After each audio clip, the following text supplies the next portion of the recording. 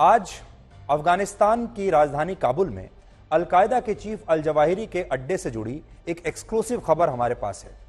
इससे यह पता चलता है कि अगर अमेरिका कुछ और दिनों की देर कर देता तो शायद अल जवाहिरी को मार नहीं पाता, क्योंकि जिस तरह उसामा बिन लादेन को पाकिस्तान की फौज ने सुरक्षित जगह उपलब्ध करवाई थी, उसी तरह अफगानिस्तान में तालिबान की सरकार भी अल जवाहिरी को दुनिया की नजरों से बचाने की पूरी तैयारी कर रही थी।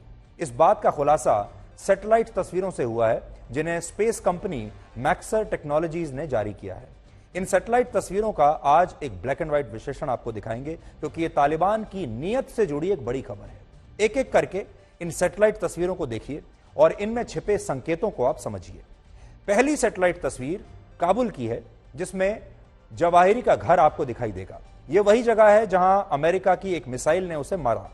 इस तस्वीर से पता चलता है कि जवाहिरी का घर काबुल के एक बहुत ही हाई प्रोफाइल इलाके में था और उसके घर से भारतीय दूतावास की दूरी सिर्फ 900 मीटर थी, 900 मीटर्स।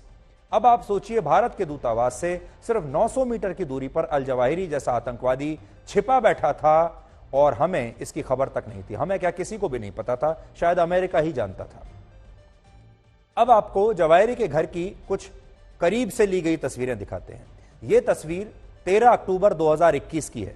इसमें जवाहिरी के घर के पास एक बड़ा सा खाली मैदान आपको दिखाई देगा। यह खाली पड़ा हुआ है, लेकिन आपको इसी लोकेशन की अब दूसरी सैटेलाइट तस्वीर दिखते हैं, जो जवाहिरी की मौत से सिर्फ 19 दिन पहले खींची गई है।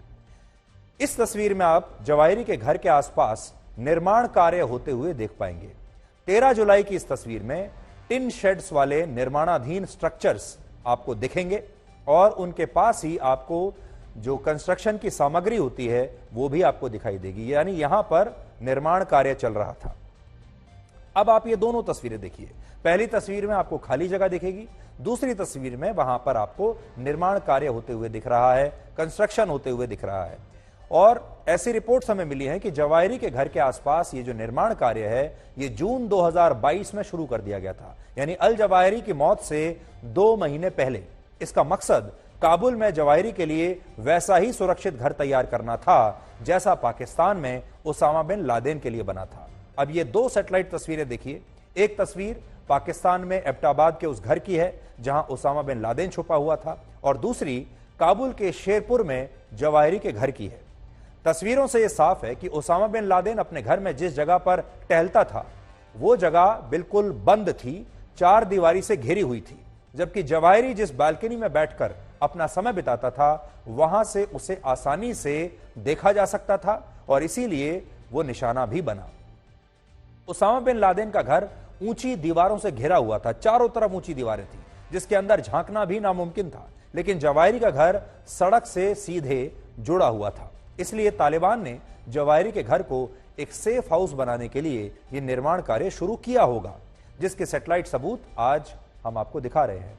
यह बात शायद अमेरिका को पता चल गई, इसलिए उसने बिना देर किए, बिना विलंब के जवाहिरी को मारने का पूरा प्लान बनाया और उसने उसे मारकर अपना बदला पूरा कर लिया।